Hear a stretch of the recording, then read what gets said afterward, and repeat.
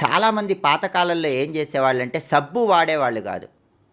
సబ్బు ఎందుకు వాడేవాళ్ళు కాదంటే, సబ్బు అనేది మురికిని పోగొడుతుంది. కానీ శరీరం మీద 2 ప్రత్యేకమైనటువంటి పొరలు ఉంటాయి. మనం సబ్బు ఎక్కువగా వాడినప్పుడు ఆ 2 పొరలు కూడా క్రమక్రమంగా వాటిలో ఉన్న రసాయనాలు కోల్పోతాయి.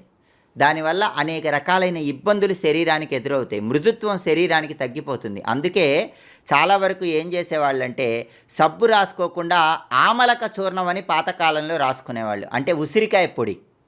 ఉసిరికాయ పొడి శరీరానికి రాసుకొని పాతకాలంలో స్నానం చేసేవాళ్ళు.